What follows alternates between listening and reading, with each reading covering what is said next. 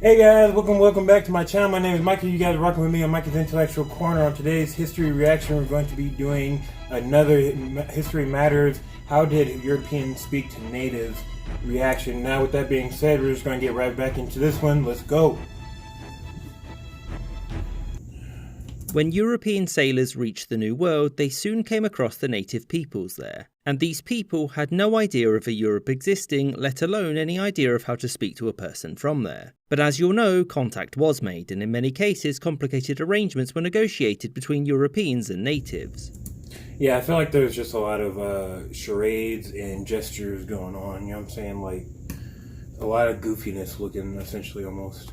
Arrangements were negotiated between Europeans and natives. But given that there were no interpreters when Europeans first arrived, this raises a question. How did they communicate? How did European explorers talk to natives? So, generally speaking, when a culture makes contact with another, there's normally people along the way who can be used as interpreters. When colonising Africa, Europeans would often bring Arabic-speaking peoples with them to translate. This was because sea trade had linked North Africa with the South for centuries, and in the larger kingdoms there would be people at ports who could speak Arabic.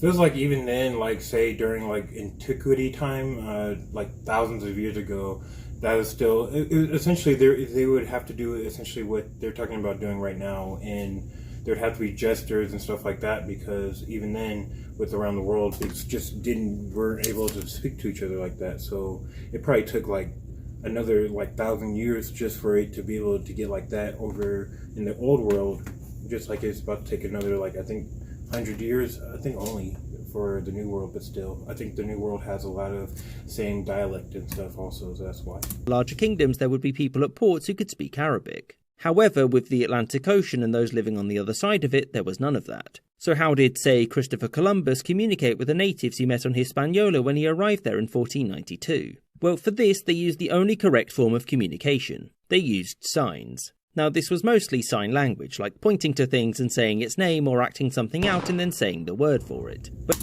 it's funny too, because I used to do the exact same thing whenever I went to Poland or went to Europe as a whole. I was doing a lot of that, like, I don't, you know what I'm saying? Like pointing gestures, looking like a straight idiot to everybody too.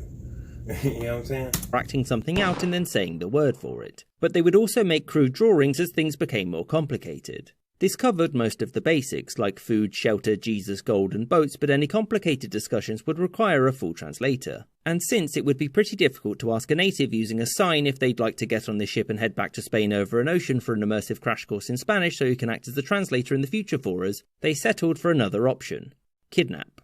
Unfortunately for Columbus and the natives he'd taken, they didn't survive very long because disease. So how did this change long term? Well, after this, the Spanish would capture natives and they'd keep them in the region to learn the language so there was less dying. Another way was that some Spanish ships became shipwrecked and those who survived would be taken as slaves by the... See, I gotta see if there's any videos on that. If anybody out there knows if there's any like history videos on Europeans becoming slaves to or captives to natives and stuff like that. Obviously, I'm sure there's plenty of stories about them being captive and stuff like that. But I'm like talking like actually incorporated into their civilization as slaves or stuff like that. If anybody knows, let me know down below. Shipwrecked, and those who survived would be taken as slaves by the natives and would soon learn their languages and could act as interpreters on behalf of the Native American rulers. And once Spaniards and natives knew one or two languages, the rest was fairly simple, since it simply meant stringing translators together to communicate. And it was after this short period that communication just became the same as it was anywhere else in the world. I hope you... Alright guys, that's it. So yeah, I feel like essentially it's like how it is. It's like a never-ending cycle whenever a new civilization gets met. But at this point in our timeline, in Earth's timeline, there's really not. I think there's like a couple of sprinkled off civilizations, not civilizations, but tribes and stuff like that scattered throughout the world. But for the most part, you know what I'm saying, we're chilling. So we all essentially we translate, there's all that crap.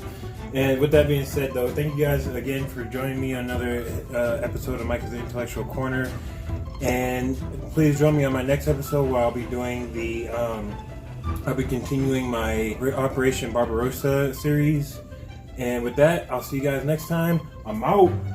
Peace.